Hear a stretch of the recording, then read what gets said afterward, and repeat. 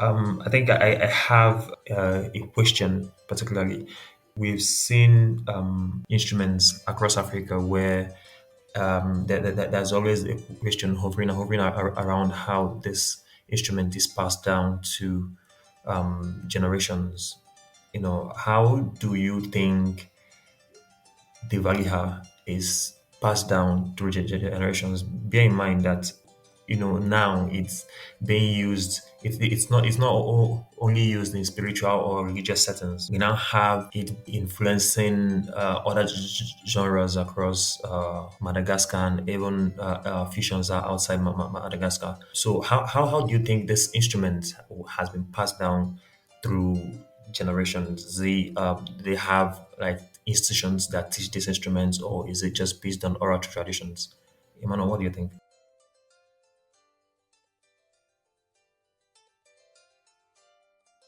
Yeah, from my research, it's mostly been passed down by oral tradition, being part of the courts in Madagascar, something that the royal families enjoy, that's played to them, and then that is easy to be archived in the King's Court and then passed down to different players. And I think that's how it's been passed. I don't see anything suggesting that you have to be anything special or like the griots in Gambia to play it. Anyone, I believe, that anyone who's so called or so moved as a musician can play the Valiha. And over the time, it's also evolved from just being a purely natural instrument made from natural sources to people have introduced some modifications to it, the use of guitar strings from the guitar rather than the jutes or the animal skin strings that were used before then, that in the ancient Valihas. And a lot of other modifications have been done so that it can well be used in modern music ensembles where it's not played alone, and also make sure, especially that the sound they produce is consistent.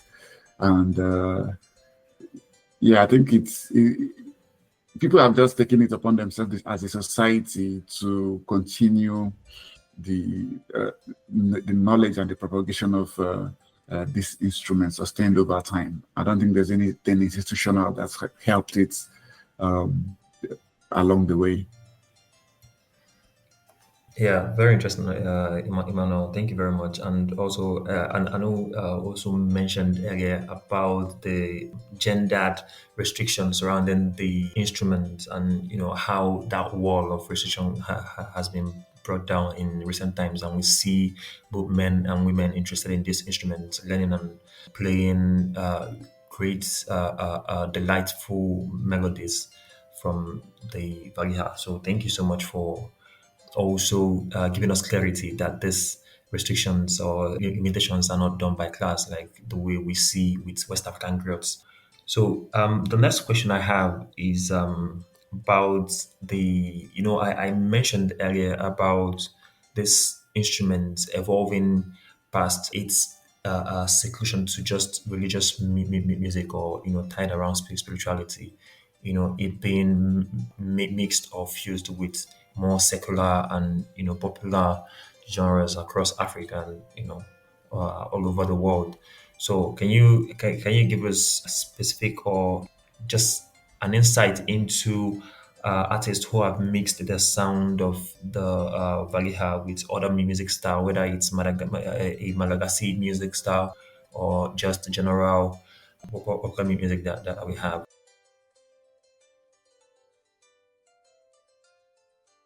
I think the Valiha instrument is it's the national instrument of Madagascar, so it's found in a lot of their music. Even the Sergei music sometimes features Valiha, but playing Valiha alone is something that I'm beginning to see more and more often in the recent times.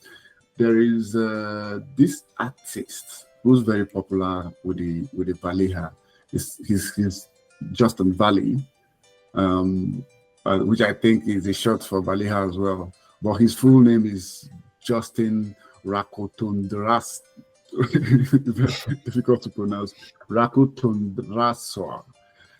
He lives in France, plays a lot of Madagascar styled music, but he's considered one of the leading voices in Valiha music.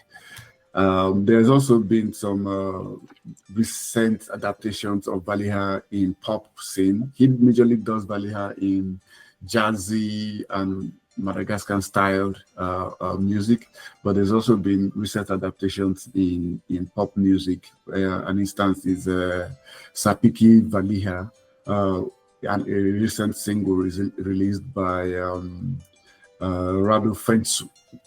I think this release was about, it's still very, very new. Radu Fensu is a new name coming up in the Valiha music scene. He primarily plays Valiha as a central instrument in his music, but then he adds other instruments as well, like the guitar, some drumming, and he puts it in an ensemble. I've also seen some other artists try to replicate the sound of Valiha with just normal guitars, not using the Valiha itself. And because the Valiha makes a very special, it produces a very special sonic signature. It's very close to Kora. In some instances, our algorithms have also even mistaken Valihas for Kora. If we thinking it's Kora, they have very similar sonic signatures. Yeah, but people have it's becoming popular, even meaning popular to the world, because it's always been popular in Madagascar as being their national instrument. People always play it, and in cultural situations like I know mentioned earlier. But to the world, it's becoming more and more popular thanks to the likes of YouTube and other streaming platforms who's made it accessible to the rest of us in the world.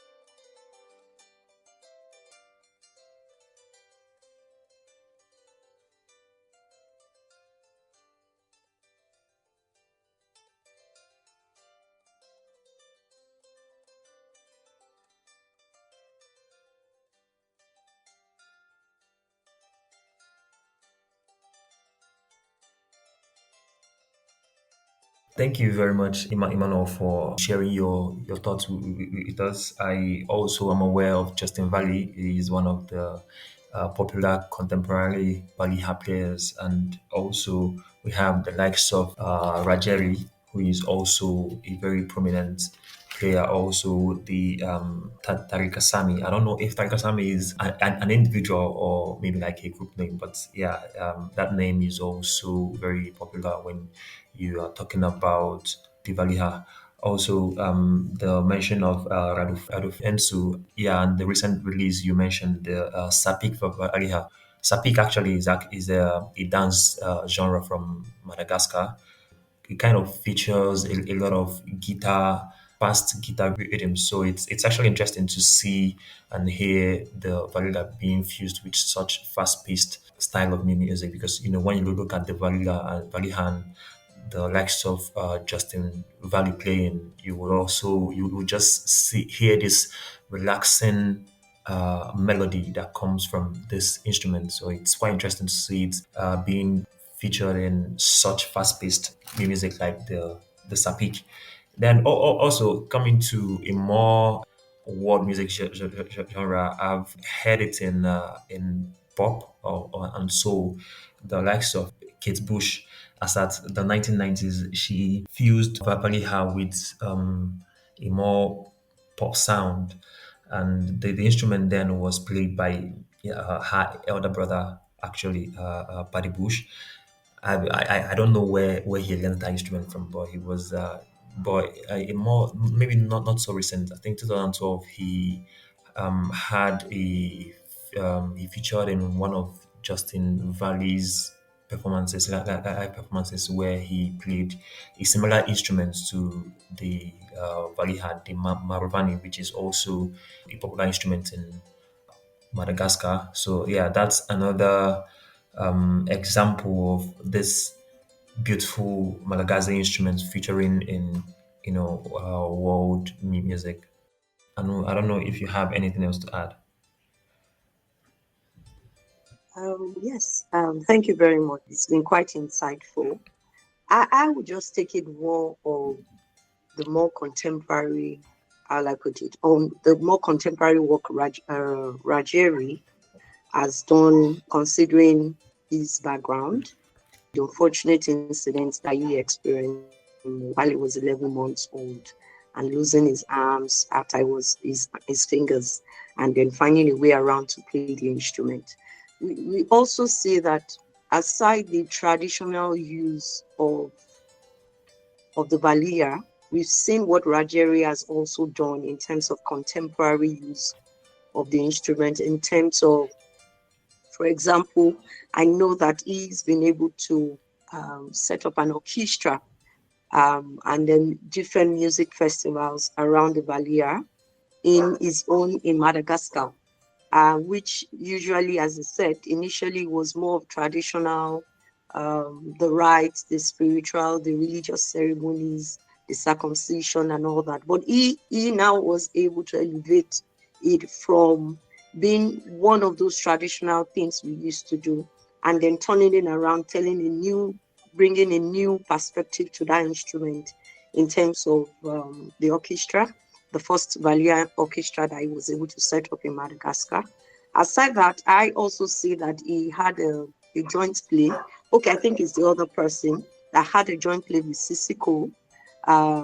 Also a festival that they did, I think in Mali. They also did that. Then outside also that he's been able to um, take on the instrument as a tool for championing climate changes, and which is very, very, very interesting, because you see most people, most Africans, really, maybe the political ones, probably singing about um, political injustice, which you see with Bobby Wine from Uganda. You see the pre-apartheid era with you, Masekela, Miriam Makeba, and the likes of them. You see that, and then when you move over to Zimbabwe, you see Chimurenga being championed by this guy at Mafupo, being championing the apartheid rule, and then also the injustice rule when the blacks also took over the country. But you see music in Africa most times being championed in the political direction. You rarely see people use music in other causes, but he's been able to successfully do that, raising environmental awareness, climate changes, just using the Valiha, a traditional instrument. And that's, I must say that that's a contemporary influence that he's been able to put to it, and been able to tell story and be able to enlighten people. And then also, he's also taking the instrument away from the ceremonies into something healing also for those with disability, telling the disability stories. If you look, I would tell about Lagos because I live primarily in Lagos. If you look at the story, or if you look at public buildings, you look at facilities in Lagos, major buildings don't have ramps for wheelchair, don't give attention to details when it comes to people living with disability.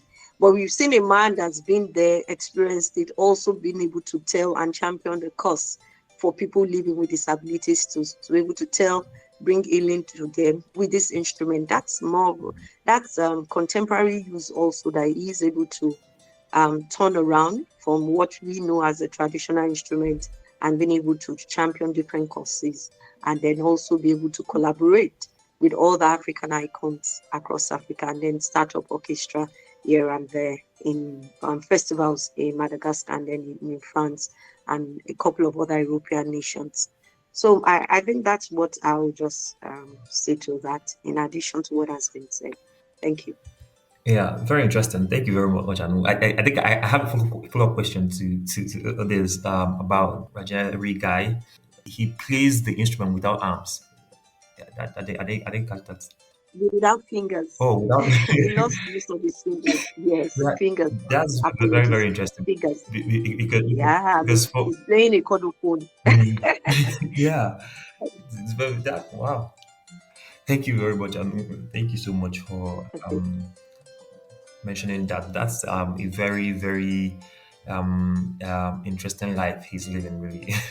I'm inspired for sure. So thank you again. And thank you, Emmanuel, for your contribution to the conversation so far.